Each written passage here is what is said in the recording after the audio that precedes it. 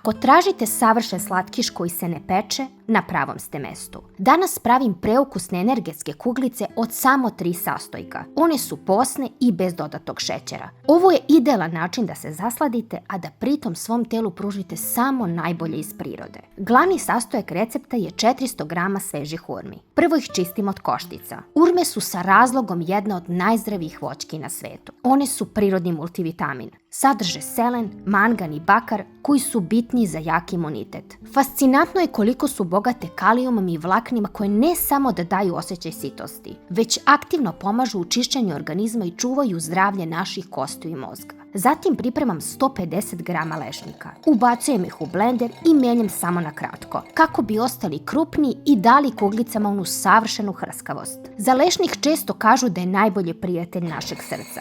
Njegove dragocjene masne kiseline čuvaju elastičnost krvnih sudova, dok minerali poput magnezijuma i bakra pomažu našem telu da se lakše izbori sa svakodnevnim umorom. Zanimljivo je da je lešnik jedan od najboljih biljnih izvora vitamina E, koji je bitan za zdravlje naše kože, čineći ovaj slatkiš pravim saveznikom lepote. Krupno samlevene lešnike prebacujem u činiju i sjedinjujem ih sa 3 kašike bogatog organskog kakaa. On nije tu samo zbog ukusa. Kakao je jedna od namirnica sa najvišom koncentracijom antioksidanasa na svetu. On podstiče lučenje hormona sreće, popravlja raspoloženje i dodatno obogaćuje ove kuglice gvožđem. Ovu mirisnu mešavinu sada vraćam u blender, gde joj se pridružuju očišćene urme. Mali savjet.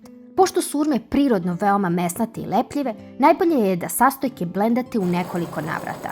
Tako ćete sačuvati teksturu i olakšati rad vašem blenderu dok se sve ne sjedini u lepu, kompletnu masu. Dlanovima oblikujte kuglice. Kako bi vam rad bio lakši, slobodno češće operite ruke toplom vodom, jer urme vole da se lepe za prste. Možete ih uvaljati u mlevene lešnike ili u crnu čokoladu, izbor je na vama. Ali su savršene i same po sebi. Uživajte u zdravom zalogoju bez griže savesti. Ako vam se dopao ovaj recept, zapratite kanal za još zdravih ideja. Pozdrav!